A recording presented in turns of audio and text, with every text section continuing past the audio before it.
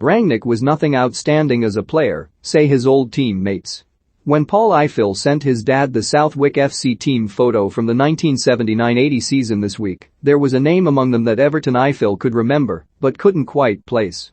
One of them was Ralf Rangnick, the godfather of German football management and incoming interim at Manchester United, then only a skinny 21-year-old foreign student at Sussex University.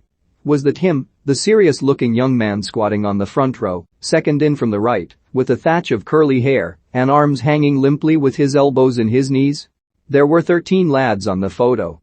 Everton, a striker back then, could name 10 of them. He phoned around a few of the ones he still knew, the ones still with us.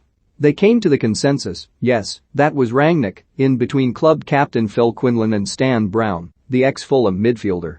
It comes as no surprise that there's been a buzz between the old Southwick FC boys of that season, the ones who were a missed penalty on the final day away from winning the Sussex County League, over the past couple of days. The team photo passed around, memories of that quiet German lad exchanged. Only there aren't that many of them. It's 40 years ago for starters, so the recollection is not quite as sharp as it once was, but, more than anything, there's not much to remember. He blended in. He was 5 feet 10 inches, slight build. Little about Rangnick stood out, other than his politeness and dedication. Not his talent, that's for sure. He worked hard, but he was nothing outstanding. Ifill, now 69, father to former Millwall and Crystal Palace forward Paul, and now living in Spain, tells the Mail on Sunday. It was difficult for him. I was the only black player in the side, so I was in a similar sort of position. But I had come from a different football background, I was local, people knew what I could do. He came from nowhere, and from a different culture. It was harder for him to establish himself. But it didn't put him off, he worked his nuts off. In a team full of ex-pros, Rangnick never did establish himself in the midfield, playing just 11 first-team games in the season. His debut was in a 3-3 draw with Staining Town in front of a crowd of 154. He was not helped by receiving a tackle in one of his early games that was of such agricultural proportions that Rangnick suffered 3 broken ribs and a punctured lung. One of those robust challenges you were allowed to do in those days, fellow teammate Adrian Batchelor, now 63, tells the Mail on Sunday. Rangnick was in hospital for 3 weeks and out of action for 4 months.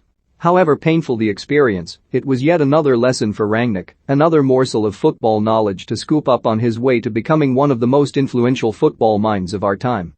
He began to learn, so he said later, about typical England kick and rush football. When he got Shaki to the Champions League semi-final, I remember telling my boys and some of my mates that I'd played in the same team as him, recalls Batchelor. They were all like that's changed all of a sudden. All the stories those old teammates tell now are of a quiet kind man, a ferocious worker who turned up an hour and a half before matches to prepare. A coach in the making. When they look back now, it almost seems obvious.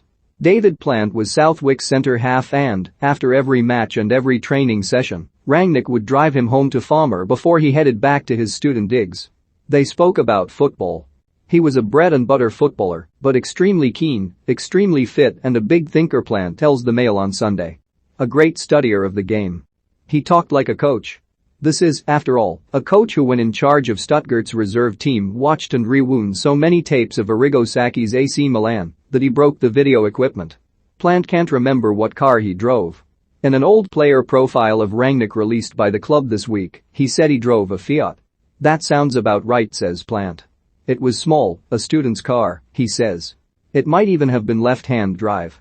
He can't remember, it's a long time ago. Batchelor, a right back in those days, remembers that player profile. It's telling, he says. Not that his favorite player was Gary Birtles. Or that he hates science fiction films.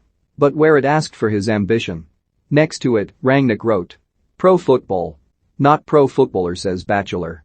It was like he discovered very quickly, at the age of 21, same age as me, that he was meant to be a coach. Rangnick has always reflected fondly on his time in Southwick, broken ribs and all. When the club folded in March last year, he donated £1,000 to one of the Phoenix clubs as they strive to return to their currently derelict home on Old Barn Way. There's hope they can with the stadium now leased by the foundation set up by Swansea manager and Brighton lad Russell Martin. If Southwick do come home, Rangnick will have played his part. And there will be a few old faces who would love to see him again. In life, you tend to remember the nice guys, and the D reflects Batchelor. Ralph was certainly one of the nice guys.